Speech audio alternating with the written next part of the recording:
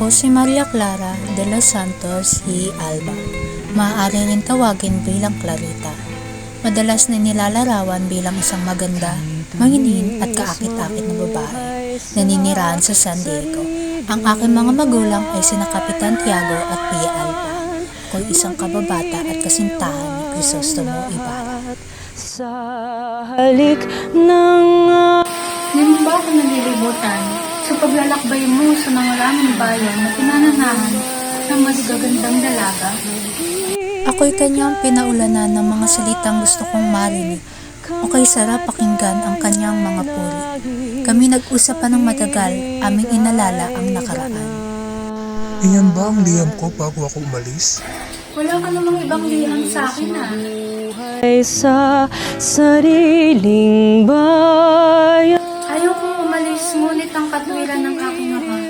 Ikaw ay lalaki, kaya't katungkulan mong matutuhan kung ano ang buhay. At nang mapaglingkuran mo ang iyong bayan, pinagkakautangan na lahat. Sa piling ko'y matutulad ka sa sulat ni Baltasar na halamang lumaki sa tubig. Dahil nalalanta, munting di madilig, ikinaluluoy ng sandaling. Aking nakasama ng matagal si Ibarra.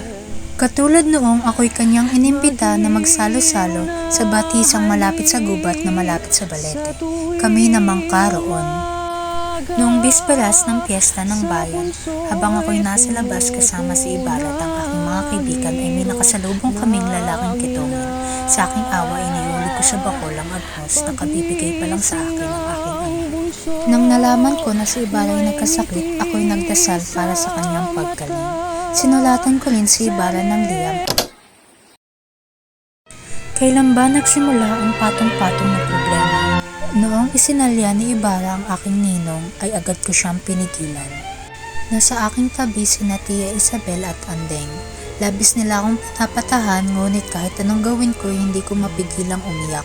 Ang kadahilanan ng aking pag-iyak ay ang pagbabawal ng aking ama na ako'y makipag-usap kay Ibarra habang hindi pa ito naaalisan ng excommunion ng mga praile. Idinaing ko ang kasawian sa kamahal-mahalang Birheng Maria. Pumasok si Tia Isabel sapagkat ang Kapitan General ay nais akong makausap. Pagkasabi niya na lang po na ako'y may sakit. Marahil ay patutugtugin ako ng piano at paawitan pa. Nakapangako ng iyong ama, ibig mo ba siyang mapahiya? Wala na akong nagawa at nagsimula ng mag-ayos. Habang ako'y sinusuri ni Dr. Despadanya nung ako'y nagkasakit, si Padre Damaso ay pumasok. Anak ko, hindi ka mamamatay. Tinawag niya akong anak. Aking nadiskubre ang lihim na matagal nang itinago sa akin. Ako'y dinalo ng aking mga kaibigan. Sumunod ba siya ulit? Napatigil ang aming usapan nang pumasok si Tia Isabel. Nang makaalis na siya'y bumulong Sulatan ako mo kay siya. Sina. Sabihin mo ako'y limutin na niya. Sa akong pisalan, binantaan ako ni Padre Salvi na ipagkalat ang tunay kong ama kung hindi ko isusuko ang liham ni Ibarra. Kami nasa silid at nakaupo, sumali ako sa kanilang usapan. Nais na nila akong ipakasal ng mas maaga kay Linares. Ako'y napatayo at nagpaalam muli. Kinabukasan, ang bahay ni Kapitan Tiago ay bulwagan ng mga panauhin. Ang usapan ng kababaihan ay naglalaman ng pangalan ko, sa kalalakihan naman ay ang pag-uusap tungkol sa liham ni Ibarra na sinasabing laban sa pamahalaan. Nang mga sandaling iyon ay nakita ko ulit ang lalaking akala ko'y hindi ko na masisilayan muli. Nakita ko muli si Ibarra. Kanyang sinabi na ako'y kanyang pinapatawad at na maalam. Pinigilan ko siya at inilahad ang lihim ng aking pagkatao. Ipinaalam ko ang tunay kong ama. Ikinuwento ko ang liham ng aking ina na may hangarin ako'y mamatay at ipinaliwanag ang kadahilanan kung bakit itinakwil ko ang aking pag-ibig.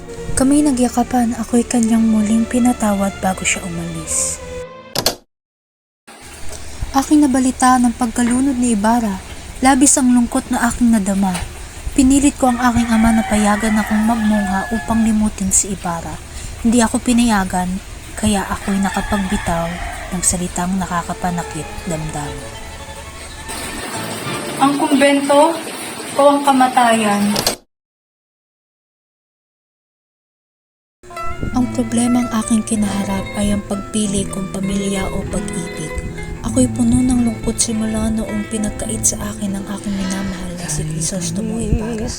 Ngunit kung pagbibigyan ako ng pag-asang balikan ang aking nakaraan, alam kong hindi magbabago ang aking isip. Ang nagsisilbing solusyon ko na lamang para mabawasan ang update tuwing siya'y naiisip ay ang pagmumungha. Mayahalin tulad ako sa mga kababaihan, hindi dahil sa panlabas na kaanyuan, kundi mas malalim pa. Ako'y maihahalin tulad sa mga dalagang Pilipinang makadiyos, may magandang hangarin at kalooban.